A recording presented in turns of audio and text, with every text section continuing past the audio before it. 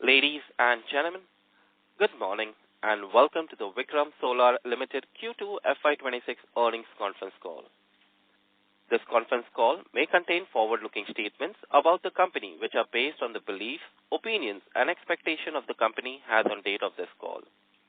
These statements are not the guarantee of future performance of the company, and it may involve risk and uncertainties that are difficult to predict. As a reminder, all participant lines will remain in the listen-only mode, and there will be an opportunity for you to ask questions after the presentation concludes. Should you need assistance during the conference call, please signal the operator by pressing star, then 0 on your touch-tone telephone. Please note that this conference is being recorded. I will now hand the conference over to Mr. Ganesh Chaudhary, Chairman and Managing Director, for opening remarks. Thank you, and over to you, sir. A very good morning, everyone, and a warm welcome to all our stakeholders, investors, and analysts joining us here today.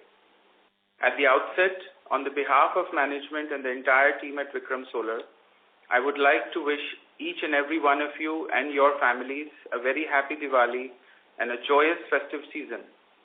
May Goddess Lakshmi bring prosperity and happiness in your lives.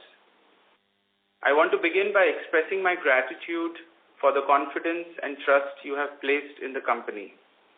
Since the IPO and our Q1 earnings call back in the month, meaningful progress has been made on strengthening our foundation across technology and governance while remaining sharply focused on profitable execution and progressing on various projects on the expansion front.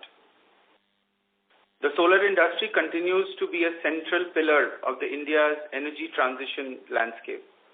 Policy support, growing adoption across segments, and rapid build-out of domestic manufacturing capacity are creating an exciting growth runway. And Vikramsolar is well positioned to play a leading role in this transition.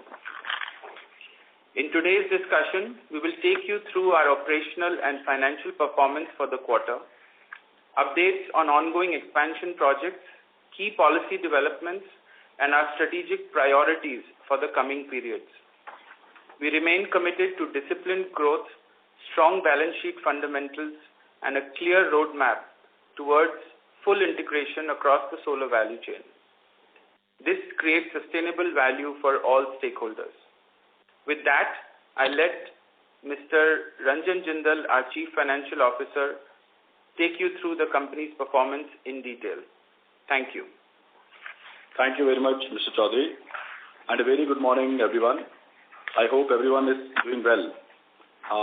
Along with me in this call, I have got Rinal Shah, heading Investor Relationship, along with SGA, our Investor Advisor Relationship. We have uploaded our earnings presentation on stock exchanges and the company's website. I do hope everybody had an opportunity to go through the same. We began FY26 on a strong note with robust growth in the first quarter, and I'm pleased to share that this momentum has continued into the second quarter as well. Traditionally, the monsoon quarter tends to be a softer period for the solar industry, with installations slowing down and project execution impacted by weather and logistics challenges. On the key highlights of the quarter, as mentioned in slide 8 of our presentation, I'm pleased to mention that revenues for the quarter stood at 1,110 crores compared to rupees 573 crores in the same quarter last year, marking a solid year-on-year growth of 94%. Profit after tax grew by robust 16 times year-on-year to rupees 129 crores, with PAT margins expanding to 11.58%. As on 30th September, our order book stood at an impressive 11.15 gigawatt, providing strong visibility for the coming quarters. To summarize, Q2 marks another period of consistent and profitable growth for us, driven by operational excellence, a healthy demand environment, and continued focus on efficiency, scale, and stable growth. Let us now delve into the sectoral updates during the quarter in further detail. As a country, India added approximately 11 gigawatt of solar capacity during the quarter and has reached 127 gigawatt on 30th September. Approximately 50% of India's power capacity today is non-fossil fuel based. We expect this contribution in the overall energy mix to increase further, as solar is expected to lead the way in the country's net zero target by 2070. Government's initiatives such as PM Kusum and PM Surya Ghar Muft Bijli Yojana continues to provide strong tailwinds for the industry. PM Kusum aims to provide decentralized solar power generation by supporting farmers to set up solar pumps and grid-connected solar plants, which not only enhances the rural electrification, but also drives demand for solar modules across the country. Meanwhile, PM Surya Ghar Muft Bijli Yojana focuses on rooftop solar installations for residential households, accelerating the adoption of clean energy at the consumer level. Of the overall plan of 30 gigawatt by March 27, as on 30th September, approx 6 gigawatt of capacity has been installed under this scheme. These schemes and support from the government not only expand the market for solar products, but also provide long-term visibility for manufacturers as government support ensures steady and sustained demand, complementing the broader growth trends in the industry. In a significant move aimed at accelerating India's transition to clean and renewable energy, the GST Council recently announced a reduction in the GST rate on renewable energy components, including solar modules, from 12% to 5% with effect from 22nd September 2025. This is set to not only boost demand for solar modules, but also provide a strong boost to domestic manufacturing, support India's broader goals of energy security, sustainability, and self-reliance in energy production. The DGFT on 29th of September 25 recommended to the Ministry of Finance a levy of anti-dumping duty on cells imported from China in the range of 23 to 30%, citing injury to the domestic cell manufacturers. Various companies, including Vikramsolar, have made representations to the tax research unit of the Ministry of Finance that there is a huge capacity gap between the Indian cell and module manufacturing facilities, and such levy would only add to the overall cost of power being generated without avoiding any of the alleged injury to the domestic cell manufacturers. There have been instances wherein recommendations of the DGTR have not been accepted by the Ministry of Finance in the larger public interest. However, we would like to also mention that most of our orders do have a pass-through clause which allows us to transfer this cost to the customers seamlessly. Similar proceedings with respect to levy of anti-dumping duty for import of encapsulants from China, South Korea, Thailand, and Vietnam is ongoing. The MNRE on 9 December 24 introduced ALMM2 for cells, wherein usage of modules with domestic cells was mandated with effect from 1st June 26 for projects wherein the last date of bid submission was after 9th of December 24. With subsequent notifications, the MNRE clarified that the government projects with such bid submission dates on or before 31st August 25 are exempt from the mandatory requirement of the use of ALMM listed cells, being 1 month after the declaration of the first ALMM2 list by the MNRE on 31st July 25. As on date, the ALMM2 list consists of 11 facilities adding up to 17.8 gigawatt of cell manufacturing. It is pertinent to also mention that these projects were bid prior to 1st of September 25 and shall be exempt from requirement of using such ALMM listed cells. These projects, as of 30th September 2025, stood at 104 gigawatt, being the total addressable market to us today. In practical terms, this means that these projects can continue to use modules manufactured with imported cells. We expect majority of this demand to come in the next 24 to 36 months, considering standard project commissioning timelines, ensuring a long runway for the non-DCR market. This also ensures flexibility and continuity in the ongoing projects for the developers. Demand from C&I projects before the mandate of ALMM2 of 1st June 26 is fully implemented shall be over and above this. In a recent development, the MNRE, with a draft order on 12th of September 25, outlined a roadmap to extend the ALMM framework upstream to include ingots and wafers and sought views and suggestions on such implementation. The draft order mentions that ALMM3 shall be effective from 1st June 28 only if 3 independently operating wafer manufacturing units with an overall capacity of at least 15 gigawatt per annum are operative. The requirement that only large independent wafer manufacturers with a combined capacity of at least 15 gigawatt can qualify ensures that the ecosystem is anchored around serious, scalable, and reliable players. This phased implementation of the backward integration provides the industry with time to plan supply chains and align investments strategically. We are actively evaluating commercial viability and studying demand projections for FY28 and beyond. our approach to capital deployment for wafer manufacturing will remain disciplined, phased, and technology-driven. We will continue to keep you all posted as these plans progress. With these positive industry developments and government initiatives in place, we expect the sector to see added boost, and we are well positioned to capitalize on the emerging tailwinds. Our strong operational capabilities, expanding manufacturing scale, and robust order book enable us to effectively leverage the growing demand. Now let us have a quick look on the progress made during the quarter on few business updates. I am pleased to share we continue to excel on all these fronts.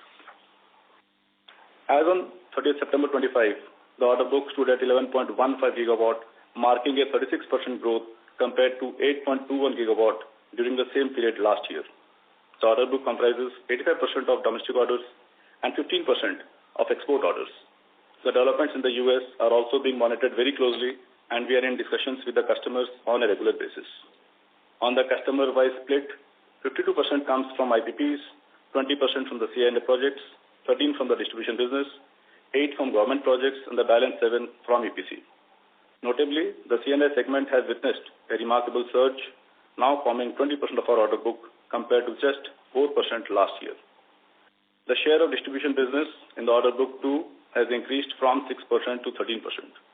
This sharp growth is driven by the increasing focus on sustainability and renewable energy adoption by businesses, reflecting their commitment to environmental goals. Beyond the current order book, our order pipeline continues to remain robust, with substantial opportunities adding up to approx 38 gigawatts, giving us a strong visibility for the upcoming quarters. Despite discussions around overcapacity, the demand momentum and the volume growth is continuing to be in uptrend. Prices have seen some softness in the recent months, which is part of any natural evolution of a growing industry. As a company, we remain focused on staying structurally cost competitive, technologically ahead, and financially disciplined so that we remain sharply focused on profitability. During the quarter, our latest 650 watt peak G2LR module was enlisted in the recent ALMM list, making us the first company in the country to achieve this milestone. On the volumes and capacity utilization front during the quarter, we saw substantial progress. Sales volume in Q2FY26 stood at 784 megawatt compared to 271 megawatt in the same quarter last year, representing a healthy year-on-year growth of 189%. On a half-year basis, module sales reached to 1548 megawatt in H126, up from 598 megawatt in H125, marking a robust growth of 159%. During the quarter and the half-year ended 30th September, the effective capacity utilization stood at 84 and 87% respectively. Overall, these operational metrics highlight that our manufacturing capabilities are being fully leveraged, allowing us to meet growing demand while maintaining quality and efficiency. Reiterating the comments made at the start, our Q2 growth remains robust on the back of strong demand outlook and ramp-up of capacities. Revenues grew 94% year-on-year to 1,110 crores with EBITDA at rupees 235 crores, up by 3x year-on-year basis, and margins improving from 12.59% to 21.1%. PAT also showed robust growth, rising 16 times year-on-year to rupees 129 crores, with margins at 11.58% as against 1.29% in the corresponding period last year. Revenues for H126 stood at 2,244 crores, up 86% year-on-year compared to 1,204 crores in H125. EBITDA for the half year stood at rupees 477 crores, more than 2.6 times than the previous year, with margins sustained at 21.27%. PAT grew nearly 9 times to rupees 262 crores compared to rupees 30 crores in H125. EPS grew from rupees 0.95 per share in H1 FY25 to rupees 8.02 per share in H1 FY26 on a fully diluted basis. As at the close of the quarter, the company on a consolidated basis is net debt-free and on a gross basis carries a debt of rupees 80 crores backed by a healthy net worth of 2,950 crores, reflecting our prudent financial management and a strong balance sheet that supports our ongoing growth investments. The company has remained focused on minimizing the finance costs as well. The weighted average cost of debt for FY25 was at 9.75%, which has come down to about 7% for the H1 FY26. This reduction was possible with close monitoring of the cash flows and better negotiations with the lenders. On the execution front of various capex projects, I'll have to mention that material progress has also been made here. Let's start with the 5 gigawatt of module manufacturing facility at Vallam, Tamil Nadu. We expect to commission the project during the ongoing quarter. This project will effectively help us grow to be more than twice our existing nameplate capacity and will be the single largest expansion undertaken by the company in a record time of 6 months. This project has state-of-art, highly automated N-type lines of higher capacities, 4 lines of 1.25 gigawatt each. 2 lines adding up to 2.5 gigawatt are expected to commission in November, while the balance 2 lines are expected to commission in December. These additions will take the overall module manufacturing capacity from the present 4.5 gigawatt to 9.5 gigawatt. Let us now take a look of the greenfield project at Gangaikondan. The site is spread across 186 acres of land with 6 gigawatt of modules and 12 gigawatt of cells. All the pre-construction approvals are in place. Construction work is going on full swing. The equipment ordering for the 6 gigawatt module has also been done, and the facility is planned to commission in Q4 FY26. With this addition, our installed module capacity at the end of the fiscal shall stand at 15.5 gigawatts. The 12 gigawatt cell project will be executed in 2 phases. Phase 1, part of the IP object, consists of 3 gigawatt, and the phase 2 shall add another 9 gigawatt of cell lines. We had onboarded Deloitte to set up a strong management team to keep abreast on every granular project milestone to ensure timely commissioning of all the fronts of the project. Apart from site grading, boundary wall fencing, and which commenced last quarter, we have now made strides in PB pedestal, erection work, and mechanical excavation. We have roped in L&T for the civil works on an EPC basis, which ensures quality delivery and time-bound execution. As we speak, there are approximately 700 plus manpower at site, including a 70-member strong project team from Vikramsolar. We had roped in Kaide as our design engineer, who holds cumulative multi-gigawatt design experience across the globe, along with prolific experience with Indian topology as well as local regulatory setup. Design on this front is also at a very advanced stage. We have also engaged Ureco as owner's engineer, which is the largest and one of the oldest cell manufacturers in Taiwan. They are helping us close the exact configuration of the N-type top-on lines that will have the provisions to upgrade to upcoming cell technology within the N-type branch like back contact and tandem junction. We are pleased to announce that we have onboarded Dr. C.V. Kannan as our head of manufacturing operations for the Gangaikondan project. He is a doctorate in material sciences from Japan. Dr. Kannan brings over 2 decades of deep technical and operational experience across the entire solar PV manufacturing value chain, from silicon and ingot wafer to cell and module technologies. He joins us from a well-respected peer with the oldest cell line in the country. Prior to that, Mr. Kannan held senior leadership positions at 2 large integrated solar players where he led multiple multi-giga greenfield projects and played a pivotal role in commissioning advanced PERC and TOPCon lines. With the current progress, we expect the commissioning of phase 1 in Q3 of the next fiscal and phase 2 by the 4th quarter next fiscal. At the senior leadership level, we are pleased to also announce joining of 2 accomplished professionals, Mr. J.P. Dua and Mr. Suresh Menon, on the board. Mr. J.P. Dua brings over 35 years of rich experience in the banking sector, having served as the chairman and managing director of Allahabad Bank and ED at Oriental Bank of Commerce. He has also chaired the board for BIFR and is currently serving on the boards of several other reputed companies. His deep expertise in finance and governance will add immense value to our board. Mr. Menon joins us after an illustrious 36 years career with Tata Consultancy Services, where he has served as Senior Vice President, leading key operations across multiple centers in India and overseas. He brings with him extensive experience in technology, strategy, and global leadership, which will further strengthen our digital and operational capabilities. In line with our upcoming CapEx expansion, we are actively strengthening our human capital. Our headcount has increased from 1,557 in September 24 to 1,920 in September 25, reflecting the addition of skilled professionals across manufacturing, operations, and project execution functions to ensure smooth commissioning of our new facilities. Additionally, I am pleased to share that during the quarter, our credit rating was upgraded from A to A+, reflecting the company's steady financial performance, strong liquidity profile, and a prudent leverage management. We believe this improvement will not only enhance our access to capital at competitive rates, but also support our ongoing expansion plans in a financially disciplined manner. To summarize, these quarterly results reflect not only strong operational execution and robust demand, but also company's ability to leverage scale, maintain cost efficiencies, and deliver stable, profitable growth. We remain confident that this momentum will continue in the coming quarters, underpinned by a strong order book and favorable industry tailwinds. With this, we open the floor for questions.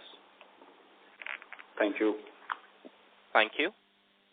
Ladies and gentlemen, we will now begin the question and answer session. Anyone who wishes to ask a question may press star and 1 on their touchtone telephone. If you wish to remove yourself from the question queue, you may press star and 2. Participants are requested to use their handsets while asking a question. Ladies and gentlemen, we will wait for a moment while the question queue assembles. The first question comes from the line of Ketan Jain from Avendus Spark. Please go ahead. Thank you. Thank you for the opportunity. Good morning, sir. So my first question is, I want some clarity on the anti-dumping duty which you mentioned. Is it will apply over and above the already BCD which exists on the cell? And does it exempt few suppliers the duty? And just to add to it, do we have a full cost pass-through for us? Like with all our orders, is it a full cost pass-through or is it like a part of it? Yeah, hi. Thank you, Ketan. I'll try to answer whatever I could gather in the question. Yes, the DGTR has recommended levy of duty on import of cells from China to the extent of 23 to 30%. Two companies were not levied because practically they don't export any cells to India. And the range of 23, 26 and 30 depends upon the cooperation and the data provided by those companies. For us, we do have the cost pass-through, as I explained in my remarks, to be passed on to the consumers, to the customers, under change in law clause. Thank you. That answers my question. My second question is, I'm seeing once the ALMM2 has kicked in, there are very few solar projects have been awarded. What do you think about the solar pipeline of this utility scale projects? And when do you think the DCR orders will start coming in? Is it like after 1 year or second half of FY27? Ketan, as we explained, though the ALMM2 is getting effect from 1st of June 26, we do have a total addressable market of about 104 gigawatt, which with the current speed would take about 24 to 36 months, and modules are actually off-taken at the fag end of the execution. So from that point of view, we don't see any issue on the offtake. And as we are also clear that by end of next fiscal, we will have our own cell manufacturing facility, which will ensure about 75% backward integration to the overall module plan. And hence, then after we will be able to tap the DCR market as well. Understood. So my last question is on the capex. How much capex have we done in the first half, and how much do we expect to be doing by FY26 end? So if we see the progress as on 30th September, the Gangaikondan project has progressed well from the cell part, and also the Vallam project for the 5 gigawatt module. So collectively, as on 30th September, on all these capex, we have spent approx 200 crores. And these three projects, the Vallam module, which is being financed under equipment leasing, the overall spending would be about 6,100, 6,200 crores, backed by a combination of equity money which came in, debt from lenders, and a part of internal accruals as well. So my question is on, like, we spent 200 crores. How much more do we plan to spend for the rest of the fiscal second half?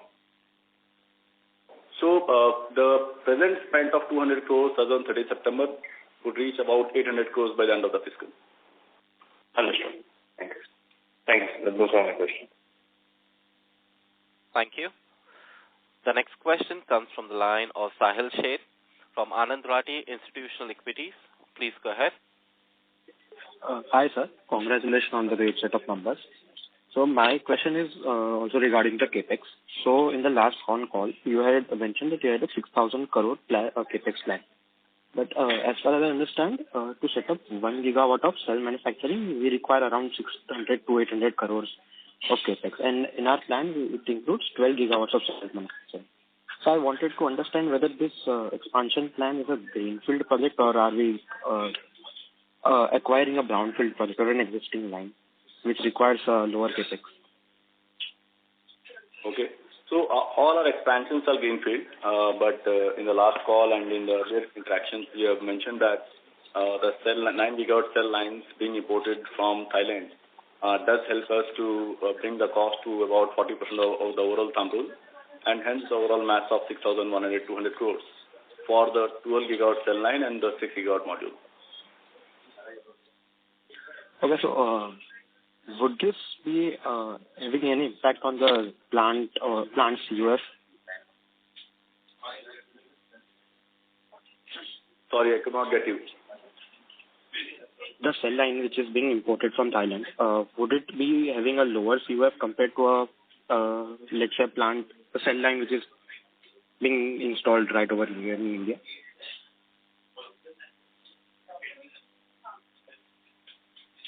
Sahil, I'll take the question. Hi. Absolutely not. The CUF will be absolutely unaffected. Before committing capital to acquiring an asset of this scale, the company has done its due diligence, enroped the experts that assess the health of the asset, check the logs of utilization clocked for the limited period that the lines have run, and also its usability for the coming 5 to 7 years, how it will stand, how it will seamlessly upgrade to the upcoming technology within the N-type branch. So no, we do not foresee any challenges in ramping up and achieving optimum utilization with these lines. So what would be the expected CUF you are expecting to achieve for the cell line? For cell lines, generally it is 70 to 75% of the nameplate capacity. Okay. And my another question is regarding your order book in the US. So how are you planning to fulfill those order books since we don't have any manufacturing setup in the US and considering the tariff situation?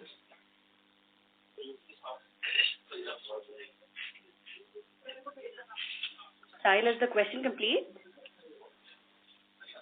Yeah, so on the cell line it is complete. I am asking us another question regarding the order book in the US. Right, like we mentioned, about 15% of our current order book is relating to the US customers. I think you're alluding to the fact that the current imposition of reciprocal tariffs is cost prohibitive. But what happens is there is a country of origin concept for the levy of duties, which means that the tariff will be levied on the country of origin where the cell's PN junction was formed. And hence, as a company, we are exploring alternative supply chains for countries with significant cell capacities that has lesser levies than what India does. And hence, we are confident that in the coming quarters, we will be able to commit to these supplies. Okay, thank you. This was very useful. Thank you. Thank you. The next question comes from the line of Amit Mahawar from UBS Group. Please go ahead. Congratulations on great H1. Amit, I do apologize to interrupt you, but your audio is not coming through clearly. Is it okay now? Yes, this is better. Please go ahead. Hi. Ganesh, congratulations on great H1. My question is basically, so in the last 6-8 months, we've seen a very strong exports by China, for very, very competitive cells, which obviously is one of the major benefits that we are reaping right now. Can you give us a broad range of consistent gross margins and EBITDA margins in the current order book basis, how the cell procurement will shape up? Because I understand post-November, December, the prices in China might shoot higher, so I just want to understand how are we preparing for that. Some color on that, Ganesh. See, the most important factor before we go into the numbers to be kept in mind is that the MSA signed by us do have the cell cost passed through majorly, and also with the levies on account of taxation. So we could also see that the last 2 quarters with the current pricing, we were able to deliver an EBITDA of 21%. So going forward, in spite of the fact that some pricing pressure is expected, the corresponding increase in scales will help us reduce the cost. And also on the operation front, we intend to, we are working towards bringing in further efficiencies to keep the overall cost under control. So with that, we see that the margins would remain intact the way we have been delivered up till now. Fair. And second and last question is on, balance sheet management. I think H1 we've done a very good job, if I see vis-a-vis your competition, of translating very strong operating cash flow. How should we read into, FY26, 27 capex requirement? Do you think, apart from the IPO proceeds, generally will you be needing significant debt, or do you think a large part? Can you just broadly, guide us on how much you think we will raise, debt for capex and how much from the cash that will generate? Because the cash flows right now are very, very strong. So some color there, Ganesh. Thank you. So Amit, as I explained in my previous question, the overall capex requirement would be about 6,200 crores, of which 3,500 majorly would be coming from the debt, 1,500 from the equity, and the balance about 1,200 crores from the internal accruals. In the next 18 months, we do have sufficient cash flows to back this internal accrual requirement, and we are very mindful of the leveraging, and at the end of completing all these capexes, say for example on 31st March 27, the debt equity is going to remain below 1. Okay. Thank you, and good luck for future cell integration. Thank you. The next question comes from the line of Bala Subramaniam from Aryan Capital. Please go ahead. Good morning, sir. Thank you so much for the opportunity. My first question, on the BESS side, the tender reference metric is around 2 lakh to 2.2 lakh per megawatt per month. And at what capacity utilizations and system cost does your 1 gigawatt hour line become EBITDA break-even? And this profitability, what kind of margins we can expect post this break-even? This is my first question, sir. Mr. Subramaniam, you mentioned the price range for a developer to set up standalone BESS that are not relevant to the economics of a manufacturer like us. For us, the capex cost will depend on the technology and the plans that we plan to scale. And currently, at this juncture, it is too premature for us to speak of the margin profile, but we are extremely optimistic about energy storage as a segment. You would see that with a current base of just about 0.5 gigawatt hours in India, there are already 80 gigawatt hour plus kind of tenders in various stages of pipeline across standalone BESS, across solar plus BESS, as well as FDRE. We will soon come up with a much more concrete update in the coming quarters. Okay, madam. And the second question regarding the customer concentration side, I think the mix has been shifted from IPP nearly 72% to 52%. It's skewing towards C&I and distributions. Is this a strategical pivot, or how do you look at this mix maybe next 2 to 3 years time frame? Absolutely, it is a strategic shift. Typically, IPPs were the first users, first movers in the solar space, and hence our customer mix was skewed towards the IPPs, whereas CNI and distribution are the recent joiners, but extremely fast-moving segments. CNI, I have reiterated earlier as well, is a 51% consumer of India's total power, and hence our concentration to them, 20%, just shows the strides that we have made in customer acquisition of one of the most prolific users of power. Distribution also, on the other hand, is extremely profitable, has a higher margin profile than the other segments. And with our unique system of authorized distributor network, the way that we have expanded from just about 41 distributors last September, in a matter of 12 months has increased to about 102. Our dealer network has increased to about 375 plus. That is going to ensure our regional presence in this niche segment and help us gain a dominant share in the distribution segment. Okay, madam. Madam, is there any margin difference between these two segments, IPP and CNA and distribution? Sir, IPP and CNI are almost at the same margin profile. Distribution, on the other hand, will have some sort of advantage. While CNI and IPP bring scale, distribution brings in higher profits. Okay, madam. Madam, my last question, so last quarter mentioned the overall cost is around 10.5 to 11 rupees per watt peak.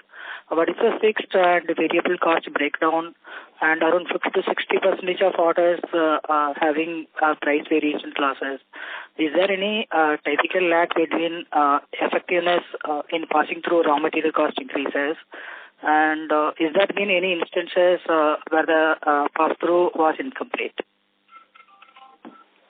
So, Bala, the overall cost for the current quarter also continues to remain in the same range we discussed in the last call, barring few movements on few variables. The fixed cost mainly covers the manpower cost and a bit of overheads at the factory level, which effectively is at 5 to 6% of the overall cost. And on the pass-through, most of the MSAs, as I told, do have the benefit of shifting the cost, and we have not come across any such issue wherein we have been not been able to get the cost pass-through done to the customers. Okay, sir. Thank you. Thank you. Ladies and gentlemen, in the interest of time and fairness to others, we request you to restrict to 2 questions per participant. We take the next question from the line of Raman KV from Sequent Investment. Please go ahead. Hi, sir. Thank you for allowing me to ask the question. I have only 2 questions. Both are with respect to the capex. So, the 12 gigawatt cell capacity, which the CO is planning to commence in FY27. What's the capex outline for that? Only the cell manufacturing capacity, and can you also split how much will be funded via debt and how much will be funded via internal accruals? So, of the total capex of 6,200 crores, the overall cost for the 12 gigawatt cell stands at approx rupees 5,000 crores, balance being for the 6 gigawatt of module. And with whatever financial closures we have achieved and whatever are in pipeline, we expect the debt equity to remain at an average level of 70-30. Of the 30% component, most of the money has come in from the IPO proceeds, as I explained, and the balance required from the internal accruals is about 900 crores, which we are hopeful to fund it from the internal accruals in the next 18 months. And so my next question is, how much are we expecting the debt to increase by the end of FY26? And if you can you give your FY27 debt level projections? So I can give you a ballpark of the end of the year FY27, wherein all the assets should have been commissioned by that time. The term loan should be at 3,400, 3,500 crores, with net worth of about 5,000 crores plus. Thereby, I told that overall debt equity would be at less than 1. Okay. So around 3,500 crores of debt will be in the books of the company by the end of FY27. And what will be the interest rate of this debt? So normally the project loans are sanctioned at MCLR. So nothing very different than what the present project loans are being sanctioned at. And what the rate, sir? It's a Google solution maybe, but I can still help you not different than 9%. Okay. And sir, with respect to the balance 6 gigawatt module capex also, the debt to equity ratio is around 70-30, right? Yes, almost. Okay. Thank you, sir. Thank you. We take the next question from the line of Nikhil Abhyankar from UTI Mutual Fund. Please go ahead. Also, I just have one question. So, I mean, recently with the introduction of ALMM3 from June of 28, we've got quite a time ahead of us till it gets implemented. So, I just want to understand how is the management thinking regarding adding wafer capacity, and if at all we decide when should we expect any kind of an announcement on that? So, hi, Nikhil.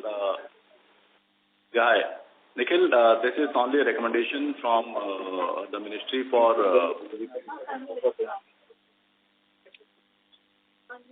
Yeah, okay. So maybe, Nikhil, you have to put yourself on mute. Okay. Okay. So the MNRE on 12th of September issued a draft order inviting comments as to whether ALMM3 being wafers be made mandatory with effect from 1st June 28. Industries have given representations, and they have also stipulated that at least 15 gigawatt set up by 3 independent non-controlling groups should be there in place if at all they want to bring in ALMM3 into force. That itself is again 30 months away from now, and wafers normally take 18 to 20 months of installation. So at an appropriate time, we will formulate our plans to match our capex plans in line with what the government decides. Okay, so as of now, we won't be announcing anything anytime soon. So the current focus would be to get this project in hand completed. But yes, in parallel, if at any point of time any change in plan is required, we'll come back to you. Sure. Thank you, sir. Yeah. Thank you. We take the next question from the line of Deepak Parswani from Swan Investments. Please go ahead. Yeah. Hi. Good morning to the team, and congratulations for a good set of numbers. So just wanted to confirm a couple of things. Firstly, if I were to look on the realization front, actually on the quarter-on-quarter, there seems to be a 4-5% decline in realization. At the same time, when I'm looking at the cost structure, probably the way we mentioned, solar cell, DGT are recommending anti-dumping duty, and then encapsulant is also seeing anti-dumping duty. Then solar glass has also seen some kind of hike.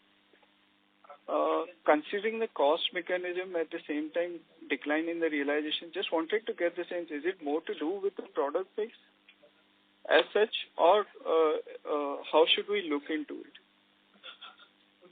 So, Deepak, these recommendations by DGTR for levy of anti-dumping duty on cell are not in levy stage. They are only under recommendation up till now. And Q1 vis-a-vis Q2, yes, the prices have seen a fall of approx 4 to 5%. Similarly, the costs also have come down. So you could see that the EBITDA margin for both these quarters are almost at same level. Q1 had 21.48, Q2 has 21.12%. And sir, this has been asked most of the other person as well, but just again for the confirmation, the price mechanism which we have with the client, this includes all the cost escalation from any of the component, or is there be any specific component which are governed as a part of the price mechanism? The BOM is at times not a pass-through entirely. That is something you need to absorb if there is any increase or additional levy. Or else the cost on account of cell, the taxes is claimable under these MSs. Okay, got it. Thank you and wish you all the best and happy. Thank you, Deepak. Thank you. The next question comes from the line of Abhi Sehgal from Singularity AMC. Please go ahead. Good morning, sir. Congratulations for a very good set of numbers. Just two questions from our end. So one was, when we look at peers, we see that their utilizations are a lot lower for modules versus yours of about 84 to 87%. So just wanted some more clarity on that. So, you see, the comparison can be on two fronts. One, when you talk about the CUF on effective utilization, that number for us stands at 84% for Q2. And when you compare that with the plate capacity without discounting the days and giving adjustments to the other factors, it's at 65%. So that is, maybe that creates a difference in the overall understanding. So usually, that's what I was just saying, because most players are around the 60 to 65%, that's why. So usually, if you from the nameplate capacity perspective, number of days, you think of it as 65. So just to clarify the math further, today, say for example, we have 4.5 gigawatt of installed capacity per module, which effectively means 1125 megawatt for the quarter, which with the production of 709 in actual, delivers 63 to 64% of utilization. Maybe that could clarify the math. Got it, sir. Okay. Thank you. Thank you. Thank you. The next question comes from the line of Deepak Podar from Sapphire Capital. Please go ahead. Yeah, I'm audible, sir. Yeah, hi, Deepak. Yeah, hi. Thank you very much, sir, for this opportunity. So just first up, just wanted to understand on the CAPEX part, this year 5 gigawatt and 6 gigawatt module capacities of total. What is the CAPEX involved in this specific 11 gigawatt? So the 5 gigawatt is under operating lease. It will not be capitalized in the books of accounts. The 6 gigawatt would be having a spending of 1,000 crores. And when we maintained 800 by the close of the year, would mean some payments to be done from cash flow point of view after the commissioning in Q4 of FY26. So some payments will shift to the next financial year. Okay, so this 1,000 crores you mentioned, but it includes some portion for solar cell also, I mean, in this CAPEX? So 1,000 spending on 31st March 26 will include cell also. Okay. So, and if I want to ask in another way, out of this 6,200 crores, about 1,000 crores will be spent in FY26 and around 5,200 crores will be spent in FY27. Is my understanding correct? From cash flow point of view, you will have some shift in Q1, Q2 of FY28 also. Oh, okay. So some spending will also happen in first half of FY28. Yes. Okay, that's pretty clear. And my second question revolves around your execution. I mean, in the first half, we have done about 1.5 gigawatt of solar module volume. So how should one look at, given your new capacities are coming in the second half, and its full utilization will happen in FY27? So what sort of this volume we are looking at for FY26 and FY27? That would be very helpful. So the current facility of 4.5 on an annual basis can deliver about 3 gigawatt, the numbers we discussed a few minutes ago. With the 5 gigawatt module coming in, it's almost double than what we are today.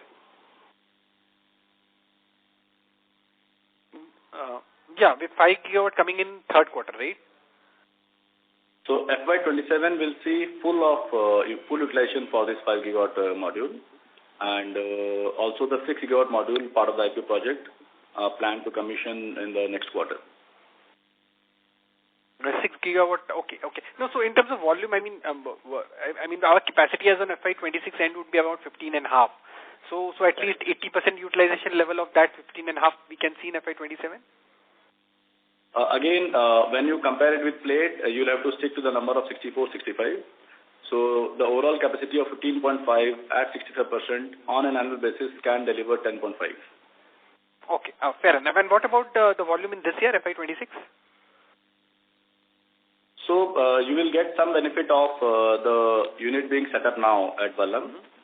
It will be more than what the annual delivery for the existing capacity would be. So more than 4.5 is what we are saying. Don't catch words and something in between. Okay. Oh, okay. That's very helpful, sir. I mean, yeah. Thank you so much. Yeah. Thank you. The next question comes from the line of Karan Sanwal from Nivshay. Please go ahead. Hope I'm audible. Karan, if you can please use your handset and proceed with your questions. Yeah, so thank you so much for the opportunity. I have just one question that our borrowings have reduced in the subsequent quarters, but the interest costs have been similar to last quarter. So if you can, comment on that, it would be really helpful. So, Karan, when we told about reduction in interest cost, I'll just give you a number for the year as a whole, FY25. The finance cost was at about 150 plus. And the current H1, with the same run rate, in fact, with increase in volumes, the finance cost is about 60-65 crores for the H1. With same extrapolation, we should touch about 125 for the year as a whole, in spite of the fact, again, that the volumes have increased. So hence, from that point of view, we mentioned that the interest cost has come down. And as I told, the term loan for about 88 crores has also been prepaid in September. So H2 will see some reduction on that account also. Understood. Yeah, thank you so much. Thank you. Thank you. The next question comes from the line of Sagar Parekh from Renaissance Asset Managers. Please go ahead. Yeah, hi, sir. Am I audible? Yes, Sagar, clear. Yeah, hi. So two questions from my side. One is, wanted to understand on the raw material cost. If I look at your overall raw material cost, is about 67% of our sales. Broadly, what would be the sell cost in that? My numbers are a bit different. The overall raw material cost would be at about 85%, and sell would be about 40. So BOM is 45 and sell is 40. 40% of raw material cost. Total cost. Of total cost is sell cost. And you said sell cost is a pass-through. So X of that, none of it is a pass-through. So BOM is something which we are not able to pass through to the customers always. Okay. Sell maybe. Understood. And once we come up with our own cell manufacturing plant, what could be the firstly, would there be an expansion in margin? So currently we're making 21% EBITDA margins. With our own cell manufacturing, can the margins improve? And if yes, then what could be the sustainable margins, including the cell? Hi. Hi. Including higher part of the value chain into our system and backward integrating, of course, there is a possibility of margin expansion.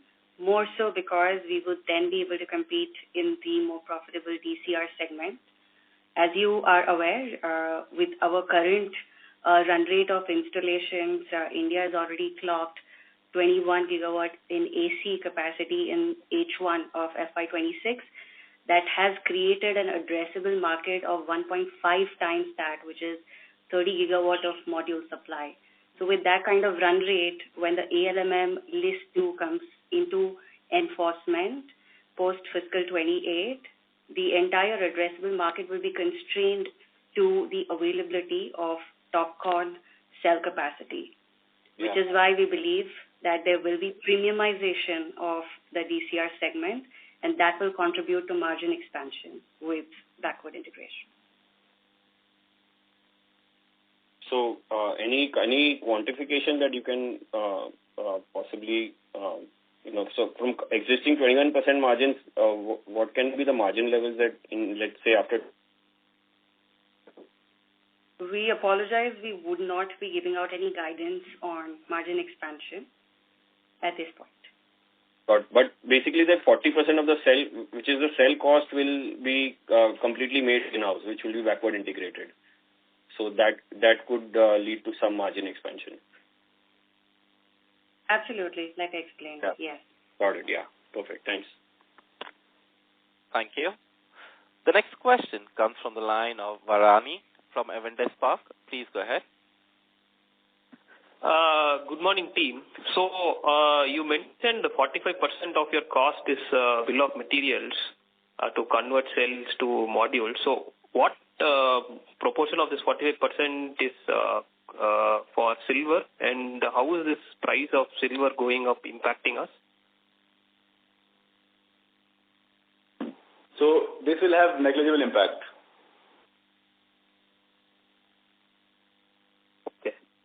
Because my Currently, understanding was currently only import bill of raw materials. Silver is a major raw material for cell manufacturing and not for module manufacturing, and hence currently it has no impact on our margin profile. Understood. My second question is regarding the prospects of 38 gigawatts that you mentioned. So is that like the prospects for the next 3 months, 6 months, and is it like at the country level, or is it the prospects collated from our set of, say, customers? These 38 gigawatt of pipeline is largely domestic, split into the revenue segments that we've mentioned, across IPP, across CNI, as well as distribution and custom-related inquiries and discussions. And over and above that, the order book, as we discussed, does give us a proper runway for next 24 to 30 months. So we have seen good conversions on the leads as well. So that is something going to add to the order book in the quarters to come. Understood. The reason why I'm asking this is I have some concerns on the demand going forward for solar, given this year we are seeing reduction in awarding in the IPP side. Of course, a CNI portfolio for us has done well. But if you see PM Kusum or even PM Surya Ghar, the achievement of targets has been subpar. Government has in fact extended the deadline or timeline for PM Kusum. So while this year, probably next year beginning, the pipeline might look strong given ordering for IPPs was strong last 2 years. A little bit of concern given the slowdown in ordering happening now. So would be happy to get your, say, 2 to 3 year demand expectation in light of this. So PM Kusum and PM Surya Ghar under performance is with respect to availability of DCR modules, which is a prerequisite for these two particular policies. So that has nothing to do with demand slowdown. There is ample of demand, but the supply is constrained to the domestic cell availability. Your second question in slowdown of tendering, like Sir mentioned in his opening remarks, we already have a runway of 104 gigawatt of pipeline of orders that have already been tendered, awarded, and are in advanced stages of execution with module supply left to be done, which will unravel in the next 24 to 36 months. So I think on the demand side, there is absolutely no concern with our runway, and we do not see the momentum slowing down even in our active discussions with the prospective customers, as you would see from the 38 gigawatt of pipeline that we have. Going further, there are only more and more demand drivers that will come to the fore. There is a green hydrogen and green ammonia-led 40-50 gigawatt of additional solar demand that will come in. There is a data center-led demand that will come in, which will blow up the CNI portion and will not show up in your tendering process. Sure. Okay. Thank you so much. Thank you. Ladies and gentlemen, due to time constraint, we take that as the last question, and we conclude the question and answer session. I now hand the conference over to the management for their closing comments. Okay. So thank you everyone for joining and spending time with us to understand us better, to review our performance. We as a company are all hopeful of delivering and meet the expectations the shareholders and the investor community collectively has. Hope we have been able to clarify your questions, and we are open to be connected directly if you want for any further clarifications. Thank you. Thank you very much. Thank you. On behalf of Vikram Solar Limited, that concludes this conference call. Thank you for joining us, and you may now disconnect your lines.